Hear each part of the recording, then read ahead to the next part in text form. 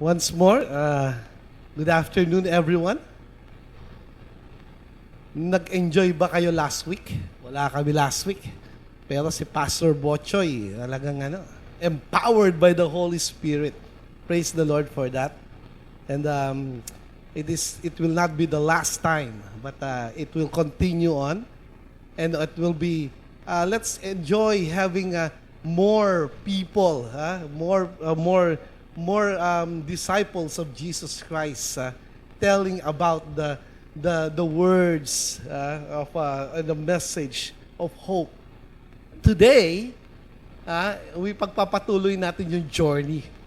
And we are in Acts chapter 26. Ang layo na natin, Nagsimula tayo, of course, sa Acts chapter 1. Ngayon, nasa Acts chapter 26 na tayo. And this one is about the kingdom agenda. The kingdom agenda. Maraming beses, we have this understanding that it's all about us. But it's not about us. Our life is not about you and me. Sabihin mo sa katabi mo, hindi ito tungkol sa'yo. Hindi ikaw ang bida. Di ba? Kung ganon ang usapan, ang ibig sabihin nun, alam mo kung anong ibig sabihin nun? Ang ibig sabihin nun, merong bida. Ang bida ay yung tinatawag na leader ng kingdom. And what is kingdom? Kaharian, di ba? Kung ikaw ay nasa sa Panginoong Jesus, ikaw ay kabilang sa kaharian ng Diyos. At dahil ito ay kaharian, merong tinatawag na hari. Sino ang hari? Of course, di ba? Kinanta natin yon. All hail King Jesus. Kinanta natin yon. Yes, what does it mean when we say the kingdom agenda? Ang ibig sabihin nun, kahit ano pa ang mangyari sa buhay ko, ang aking isusulong ay si Jesucristo. That's the agenda. You see, in the book of Acts, Acts chapter 26 says so. Alam nyo, ito yung time na kung saan si Pablo ay ipinresent kay King Agrippa. Si King Agrippa ay isang Hudyo. He was the king during that time. And mind you, itong haring ito, walang kapangyarihan. Kung ikaw ay hari, dapat meron kang kapangyarihan. Kasi makikita natin sa pinaka-final, sinabi niya, sayang, di ba? Sabi niya, sayang. Ano sinasabi mong sayang? Ibig mong sabihin, wala kang kapangyarihan? Tingnan mo yung katabi mo. May kapangyarihan ba yan? It doesn't matter kung wala kang kapangyarihan. Ang importante, ikaw ay malaya. Katulad ni Pablo. Siya ay nakakulong, pero ang kanyang pag-iisip ay malaya.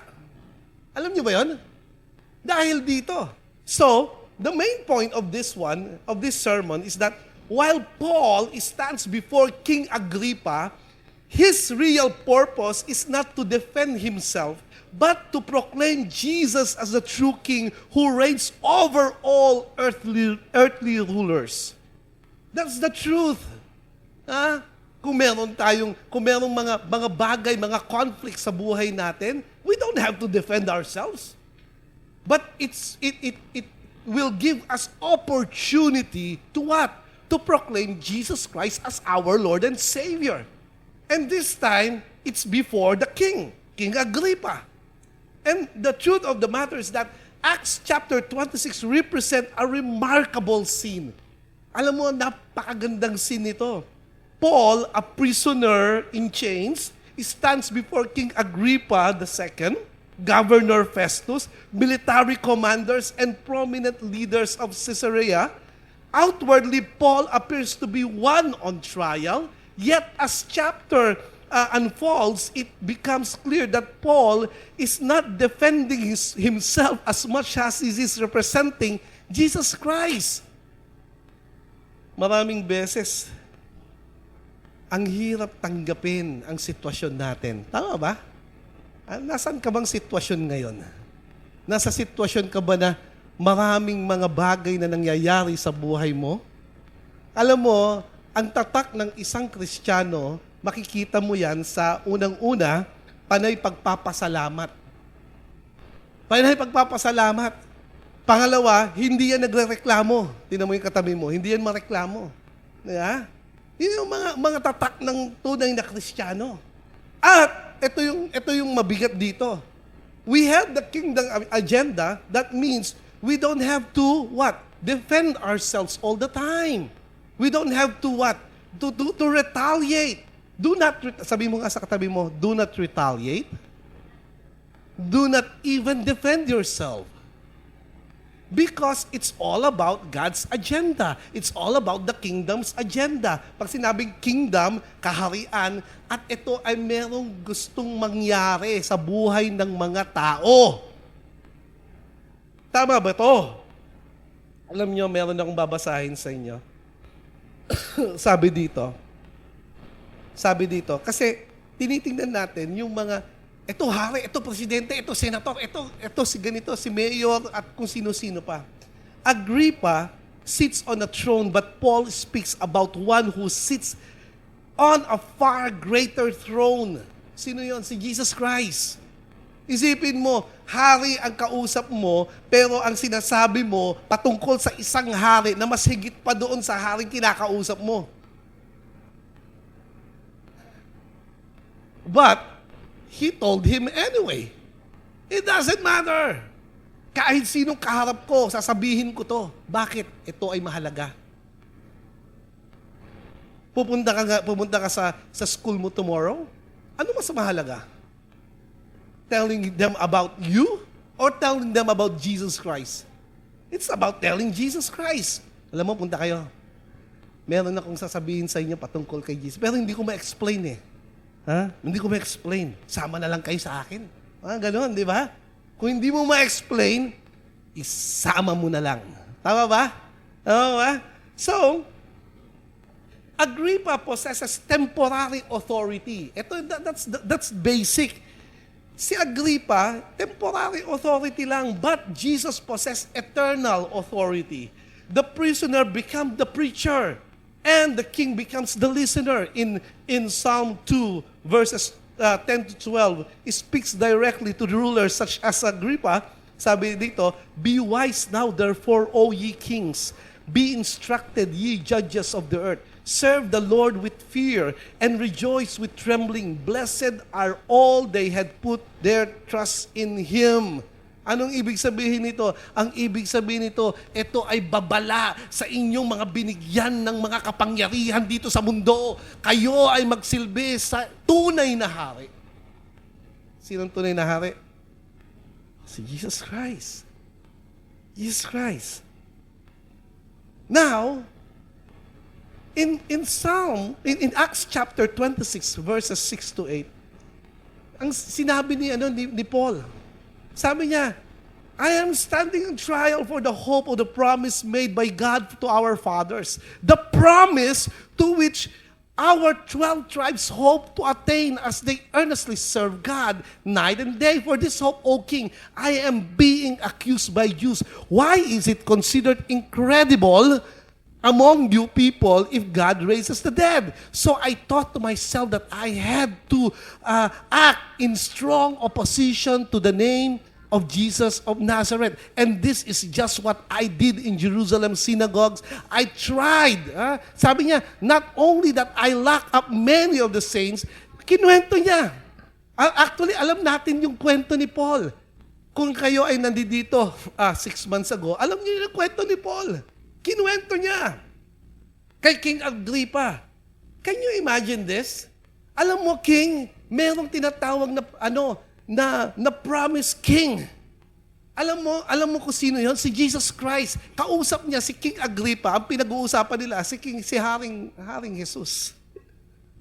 Paul explains that he is on trial because of the hope of the promise made of God unto our fathers. Merong pinangako. That is why Jesus is the promised King of Israel. That means, if that is the case, therefore, ito dapat ang makita mo sa buhay mo. Ha? It's all about Jesus. Because He was promised to you. And kahit nakausap mo, teacher mo, principal mo, it doesn't matter. Why? Because that is the promise. It was promised long before. In 2 Samuel 7, sabi, and when thy days be fulfilled, and thou shalt sleep with thy fathers, I will set up thy seed after thee, and I will establish the throne of the kingdom forever. There is this promise also in Isaiah and also in promise in Micah. Gusto ko yung sa Micah. But thou, Bethlehem, Ephrathah, out of thee shall he come forth unto me, that is to be ruler in Israel. Can you imagine? Merong promise, pinangako. Kaya kausap niya si Agrippa, eto yung pinangako. Alam mo to, Agrippa? Alam mo to. Mahal na hari, alam mo to. Ngayon, ako ay gustong patayin dahil sa paniniwala na to. Alam mo to. Ikaw ba, handa ka ba? Handa ka bang ma-echepwera? Alam mo yun? Handa ka bang mawala doon sa sirkulasyon dahil sa paniniwala mo? It was Paul. It was Paul saying that it's okay. Many people acknowledge Jesus as a teacher or prophet, but Scripture presents Him as the promised King sent by God. We cannot truly understand Jesus unless we recognize His kingship. Siya ba ang naghahari sa buhay mo ngayon?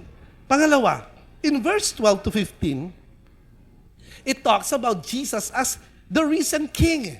Sabi, while so engaged when I was journeying in Damascus with the authority of commission, the chief priest, at midday, O King, sabi niya, I saw on the way a light from heaven, a brighter than the sun shining around me, and those who were journeying with me. And when we had all fallen to the ground, I heard a voice to me in Hebrew dialect, Saul, Saul, why are you persecuting me? It is hard for you to kick against the goads. And I said, who are you, Lord? And the Lord said, I am Jesus, whom you're persecuting. He was the risen King. Patay na si Jesus Christ. Nabuhay muli. Papunta si Paul doon sa Damascus upang i-persecute yung naniniwalang nabuhay muli si Jesus at nagpakita sa kanya si Jesus. Paul tells Agrippa about his encounter on the road to Damascus. As Paul traveled to persecute Christians, a brilliant light from heaven. So, what does it mean? What does it mean when we have this kind of revelation from the one who used to persecute the Christians? The resurrection proves that Jesus is not merely another religious leader. He is the living King. Every ruler, government, and kingdom exists under His authority. Tandaan mo ito, meron kang access sa mga tao. Gamitin mo yung access na yon to proclaim the gospel message of the kingdom. It's all about the agenda of God, the kingdom agenda. Next, in verse 16 to 18, it talks about Jesus is the coming who sends His servant. He was commissioned. Hindi ko nababasahin, pero sabi ng Panginoon kay Paul, ikaw ay ipapadala ko. Ipapadala kita. The Lord said, I have appeared unto thee for this purpose, to make thee a minister and a witness. Tingnan mo yung katabi mo. Siya ba ay witness? Siya ba ay witness ni Lord? If you are a witness of God, therefore, the church does not exist to build its own kingdom. Even CCO, we serve the King's mission. Every believer is an ambassador representing the authority of Jesus Christ. It's all about Jesus. Amen. It's all about Jesus. papasok tayo bukas. Nakikita tayo, no? Papasok tayo bukas. It's all about Jesus Christ. I am doing this for the glory of God. Magpapakita tayo ng kabutihan. It's the same school for some. It's the same people for some. Alam mo kung anong iba? Gusto mo malaman kung ano yung iba? Ang iba, ikaw. Ibang-iba ka. Bakit? Ikaw yung dating kung ano-anong mga ginagawa mo. Subalit, magtataka sila. Bakit naging ganyan na yan? Anong nangyari? Anong nangyari? It's all about Jesus Christ. In verse 24 to 28, it talks about what? Jesus is the king before whom every person must decide. Kailangan mong mag-decide, Agrippa. Sabi kasi ni Festus, sabi niya, Paul, you are out of your mind. Your great learning is driving you insane. Alam mo, Paul, nababaliw ka na. Ano pinagsasabi mo? Anong ibig mo sabihin? Nabuhay muli si Jesus Christ? Nababaliw ka na, Paul. Sabi niya, nababaliw ka na. Alam mo, sabi ni Paul, I am not insane. Hindi ako baliw. Most excellent Festus. On the contrary, I am speaking out with the truthful and rational words for the king. Can you take note of this, ha? For the king knows about this matter and I also speak to him with confidence. Bakit alam ng hari? Alam ni Agrippa? Yes, because he was a Jew. Alam ng hari. Alam ng hari na merong promise. Ang tanong dito, tinanong siya sa verse 27. Do you believe the prophets? I know that you believe. Naniniwala ka ba, King? Tanungin mo nga yung katabi mo, naniniwala ka ba? Tapikin mo, naniniwala ka ba? Naniniwala ka ba? Do you really? Really? I mean really. Kung naniniwala ka, alam mo, dapat excited ka bukas. Ang excitement mo bukas hindi may tago. Pagdating mo sa school, pagdating mo, hi, hello. Ikaw pa rin yung bago. Sila ay luma, pero ikaw bago. Tapos, sasabihin nila, tara, mag-opya tayo. Hindi, masama yan. Oops! Oops! Ouch! Mumurahin ka, God bless you. Wow! Diba? Ikaw ay bago na. Kung naniniwala ka, sabi ni Paul kay Agrippa, naniniwala ka. Alam ko naniniwala ka eh. Alam ko naniniwala ka. He was not talking about him being exonerated from the crime he didn't commit. He was not talking about that. Sabi, pwede na naman sabihin, mahal na hari, absuelto muna ako dito. Pwede naman, di ba? Hindi. Bakit kaya wag mo ako i-absuelto? Hindi yan ang pag-uusapan natin. Ang pag-uusapan natin yung paniniwala na kung saan ang katotohanan ang dapat makadaig sa buhay natin. Yan ang sabi ni Paul. Paul remains calm and continues speaking to Agrippa. Naniniwala ka ba? Alam mo at that moment, Agrippa is confronted with truth about Jesus Christ. Do we have that moment that we are confronted about truth? I was having that moment about Jesus. His famous reply is, almost thou persuadest me to be a Christian. Sabi ni King Agrippa, sabi, in a short time you are going to persuade me to make a Christian of myself. Sabi ni Paul, no. That's not short, long, doesn't matter. It doesn't matter kung anong paniniwala mo. It doesn't matter kung anong paniniwala na madadatnan mo sa school, o madadatnan mo sa office, o madadatnan mo sa community. It doesn't matter. What matters is this, the truth. It doesn't matter kung meron sila pinaniniwalaan. What matters is the truth. The truth is that Jesus is the King of Kings and the Lord of Lords. Kaya ang ginawa ni Agrippa, alam mo, hindi niya kayang i-contain. Hindi niya na kayang i-contain. Alam mo ginawa ni Agrippa, tumayo siya at umalis. Alam mo kung bakit? kapag sinabi niyang totoo yan, magkakagulo. Kaya ang ginawa niya, tumayo siya at umalis. At sinabi niya, wala namang ginawa tong taong ito na dapat siya patayin. Kaya lang, ito yung Sa verse 32, sabi niya, this man could have been set free, he have not appealed to Caesar. Can you imagine a king?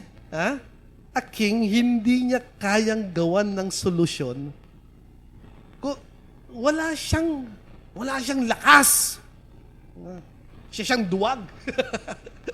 Siya duwag. Sabihin mo sa katabi mo, huwag kang duwag. Kang duwag. Huwag kang tamaan ng kaduwagan, katulad ni Agripa. Bakit? Pwede naman gawin ng Agripa. Sige, tatawagan ko si Ano ba number ni Caesar? At tatawagan ko siya. Maaari naman, di ba? Maaari siyang sumulat kay Caesar, di ba? Maaari naman. Pwede naman gawin niya yon. Bakit hindi niya ginawa? Kasi magkakagulo. Isa siyang duwag. And that's the truth. You see, if you proclaim Jesus Christ as your King, therefore, you are into a lot more for this season. Hindi boring ang buhay. Tandaan niyo yan.